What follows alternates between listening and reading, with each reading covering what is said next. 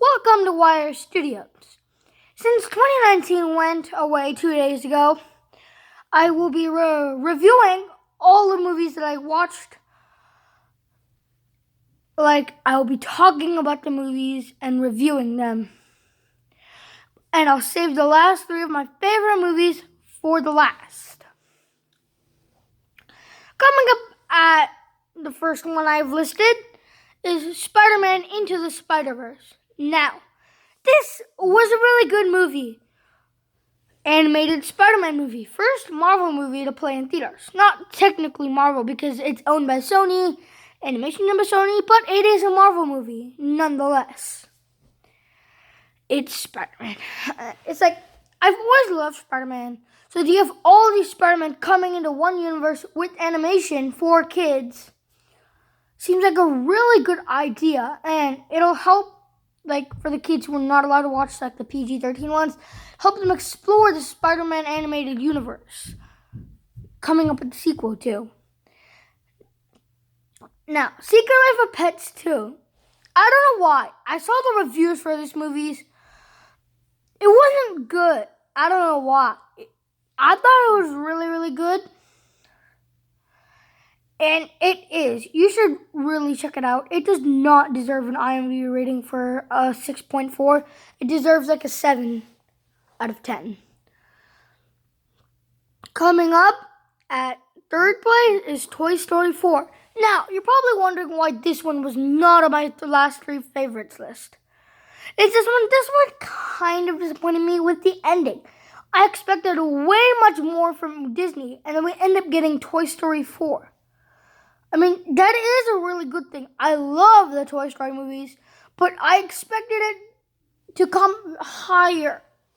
Not as what I expected, because she's basically throwing Woody away, throwing all the toys that Bonnie does, throws all the toys that Andy gives her away, like they don't even exist, makes this new toy out of trash, names him a Forky, even though he's a spork,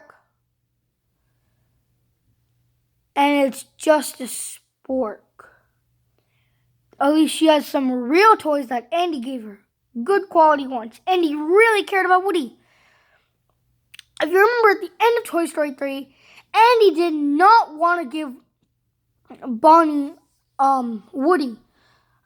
He wanted to take Woody to college with him. But he finally gives in, thinking that Bonnie would take good care of him. But no. She just throws everyone aside, doesn't even remember Woody, loses him on a trip, and only cares about a stupid fork that Woody is with. That's spork. Coming up next is Claus, the Netflix Santa Claus origin story. You're probably thinking, it's a Christmas movie. Why would I like it?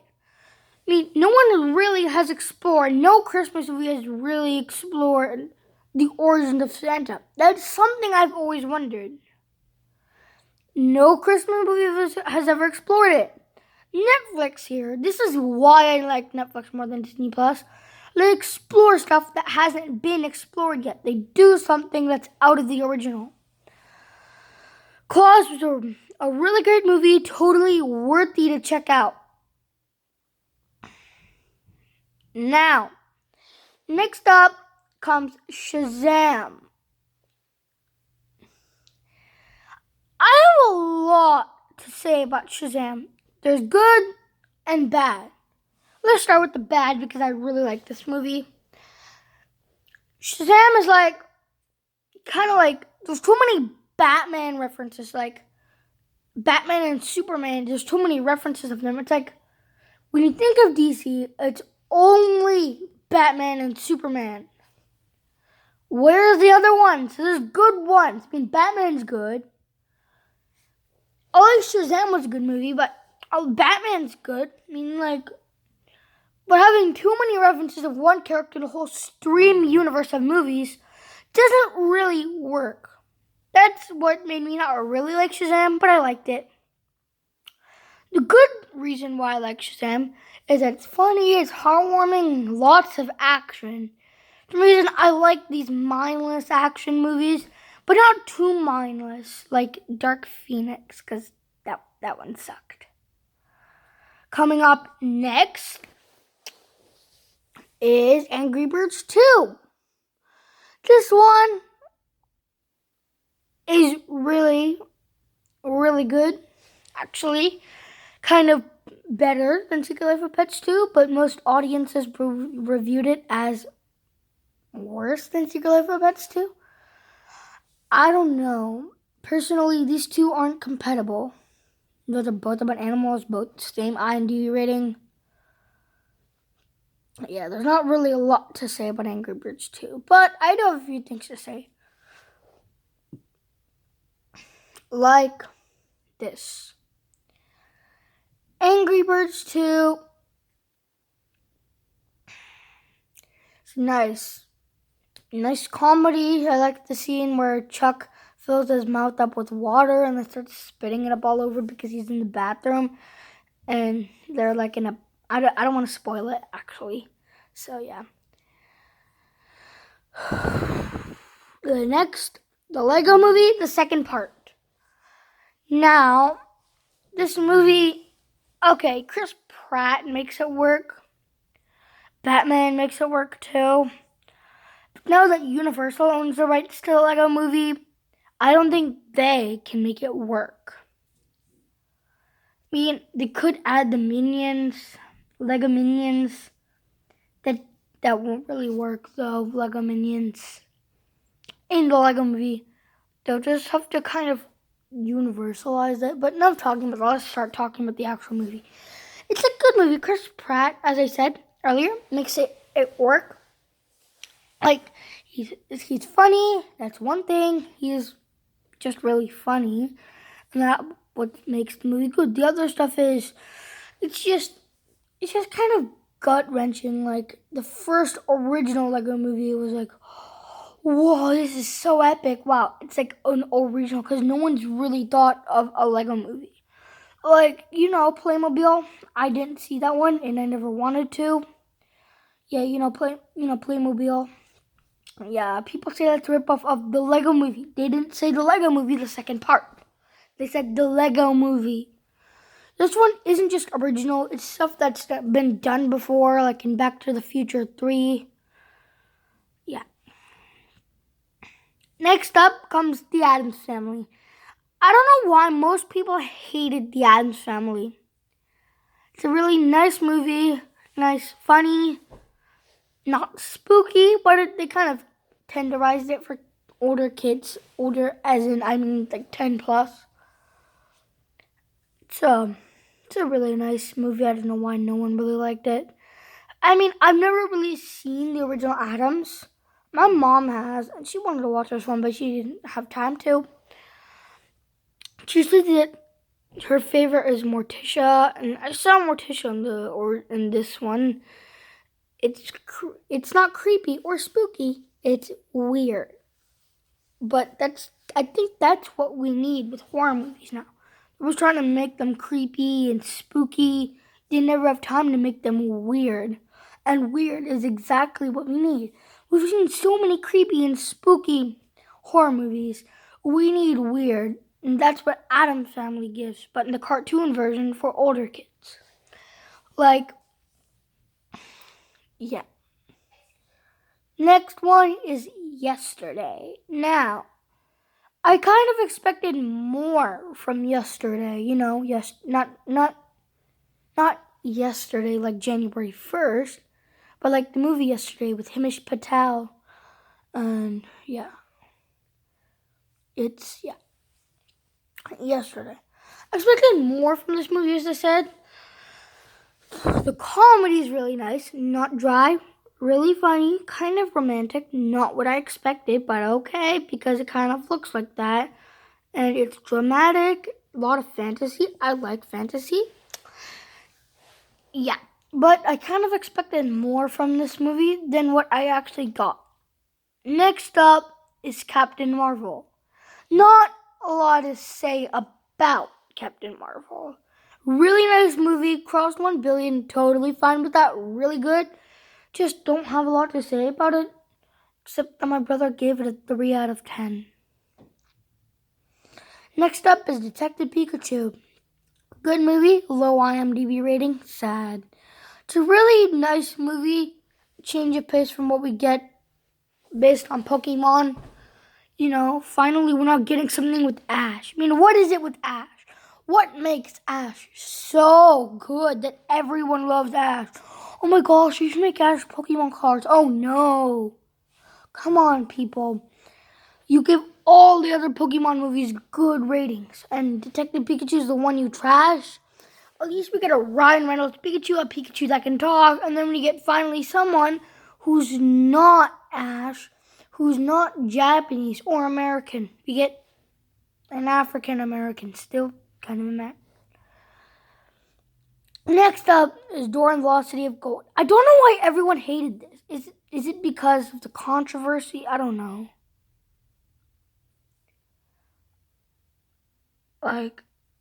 Dora and the Lost City of Gold was a really nice movie. I loved it. It was epic.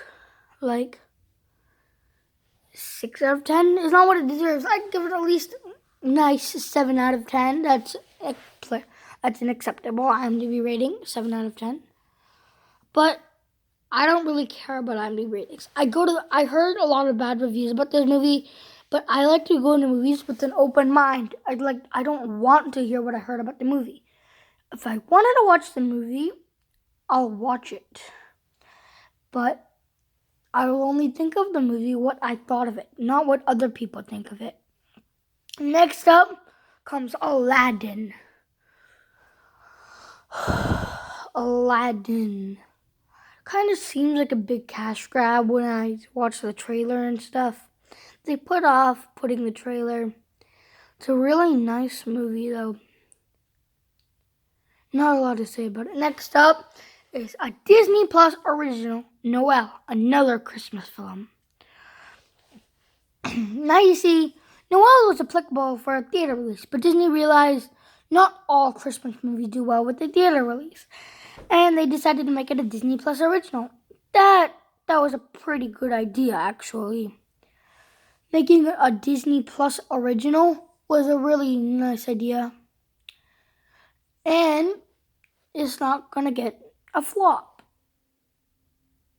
They could, and after The Art of Racing in the Rain, they could make Call of the Wild a Disney Plus original, just to avoid another flop dog-led movie. Yeah, and the one and only Ivan and Artemis Fowl, because people think those two, the one and only Ivan and Artemis Fowl, are gonna flop, even though the one and only Ivan trailer hasn't released. But people still think it's gonna flop, considering what Disney has said about the film.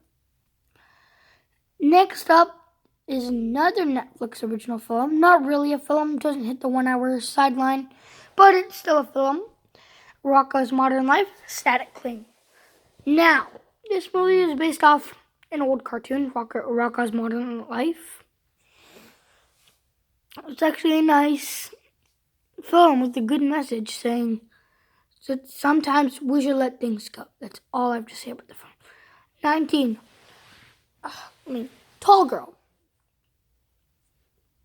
Yeah, we all get that. Tall Girl. That Netflix film. I thought I was gonna hate it. It was gonna be a bust. But I needed something to watch. And since I've already seen all the good stuff on Netflix and the other stuff wasn't arriving until a week later, I tried Tall Girl. It's better than I expected. I can totally compare because I was always one of the tallest in my classes. And now that I'm seeing someone else who's tall in all their classes, I can totally compare.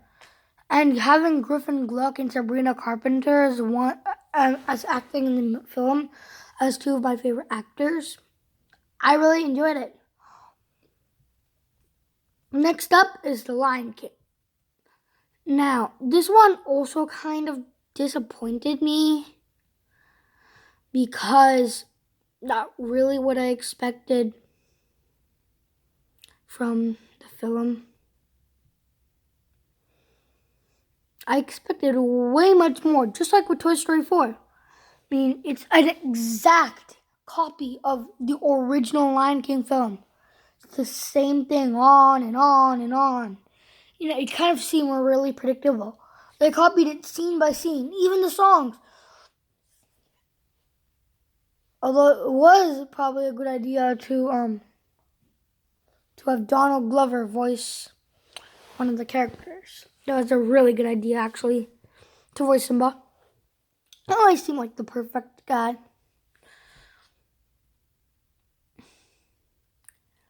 Coming up next is Spies in Disguise. Let me give you this. Will Smith, Tom Holland spy movie, kind of like Mission Impossible 2. What do you get? A really nice animated film. Here's a really nice message too. Don't fight the bad guys. Save them and tell them what they're doing is wrong. And if they do, jail is totally the perfect option. Don't make stuff like bombs and stuff like that. You can use weapons like glitter and binder bubbles and a really nice gadget that he makes for his wrist. I don't know what it's called and why they're not selling toys of the gadgets they made in Spies in Disguise. That would be a really neat idea, but they're not, sadly. Yeah, and coming up coming up with the one before the dishonorable mentions, might kind of surprise you that I watched it this late in 2019. Well, it's not 2019. It kind of might surprise you that I watched it in 2019. Middle School, The Worst Years of My Life. Yes. My mom didn't let me watch it when I was 7 years old when it released. Because, 7-year-old, I wasn't really behaving good, so, yeah. But anyway, I watched it later on, in 2019, March 3rd, when it first day it released on Netflix. I watched it. Really, really good film with a nice ending, nice animation. It's not all live action. There's some animation in it too. And it has a really nice ending. Now for the dishonorable mentions. First up for the dishonorable mentions, Dark Phoenix. I kind of mentioned this movie earlier. I think I'm not really sure. I think it was Captain Marvel. I don't know, but I mentioned Dark Phoenix earlier. Actually, it's a very sad close to the X-Men franchise. I mean, they did so good with all the movies, and then they completely let it go. In that sense, like, oh my gosh, we did so good with the X-Men movies. Oh my god, we should make another one, but hire a different director and copy an ending of another movie. And then they do all that, and then you get Dark Phoenix, a crappy movie. Another dishonorable mention is Men in Black 4. No Will Smith. You kidding me? It's a Men in Black movie with no Will Smith, and it makes no sense. And it's just then this happened, then this happened, then this happened, then this happened. They first, it's like, okay, the beginning's good. It's like you're following in a straight line, and then there's like 5 different directions. You can't pick which direction to go. So you go all 5 directions, come back, go the other direction, come back, go to the other direction, come back, go to the other direction, come back, go to the other direction. And then you end that direction, but turns out that direction had a bad ending. And it doesn't really stir up a 5th film, which I wanted. And this one looked really, really good. And I was kind of disappointed with it. Next is Charlie's Angels on my dishonorables mention list. Now, when I saw the trailer for Charlie's Angels, I thought, wow, what a wonderful idea. Rebooting 2 old movies and 1 weird TV show that I'd never seen into a movie for this generation's kids. Nice idea. No, the trailer was really good, but the trailer was deceiving. This movie is total garbage. I wouldn't even give you could watch the trailer. The music's nice at least. But the dialogues, the comedy, the blend of actors. Jeez. It's all just a one big headache. It's unfunny too. Then there's Maleficent 2. I can't talk about this movie. It was just so bad. All I can say is never check it out. Next up is Playing with Fire. I don't know why I'm putting this on the dishonorable mention list. I guess I thought that the jokes were kind of dry and unlaughable. But yeah, the jokes are really kind of dry and unlaughable. It's not something I would recommend checking out. I mean, I actually do, but if you like dry comedy, totally check it out. But if you want to watch something like Avengers Endgame, totally don't check it out. Next up, for last, we have Godzilla 2 on the dishonorable mentions list.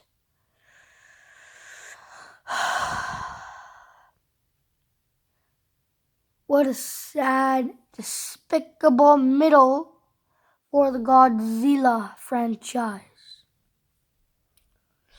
I don't know what to say about it. It's just so garbage. It's like, it's same. It's just like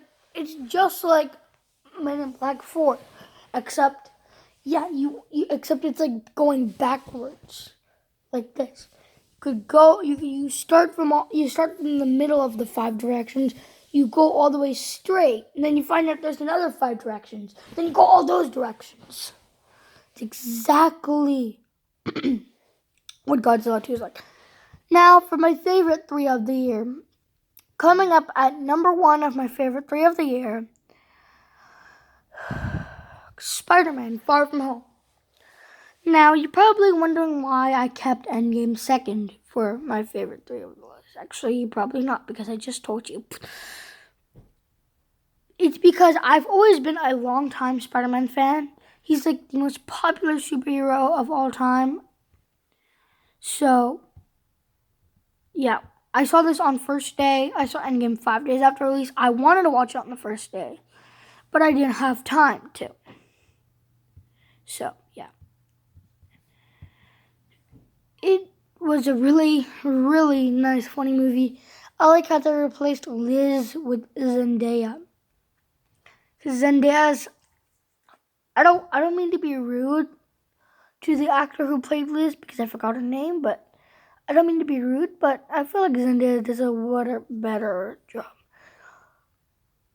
And Tom Holland, for me, he's like the best Spider-Man ever.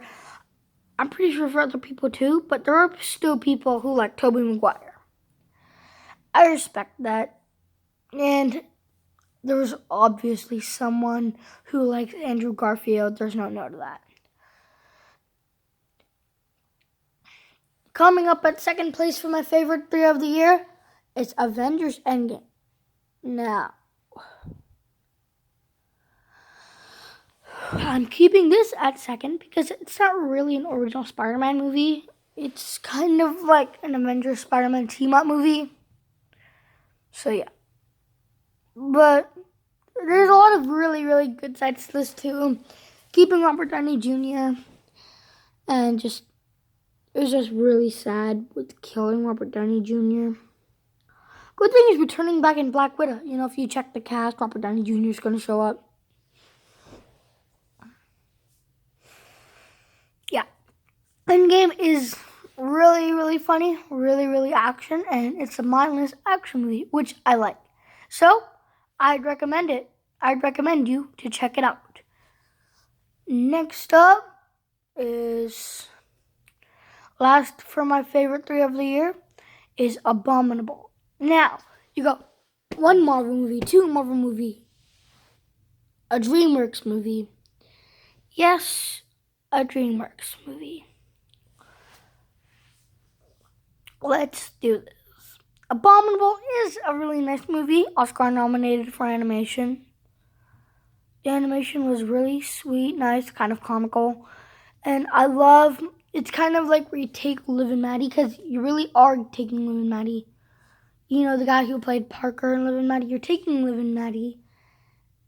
And then you're kind of taking, like, what do you else taking? You're kind of taking Liv and Maddie and Ben 10 and putting them as one movie. You get Abominable. It's a really nice, funny, heartwarming, really good film. I totally recommend checking it out. And that closes out everything. Thanks for watching my movie review, and subscribe to YR Studios. Oh, and I will be posting my favorite movies for the first half of 2020 in June. And there's a YouTube special coming in December. So, bye. See you next time.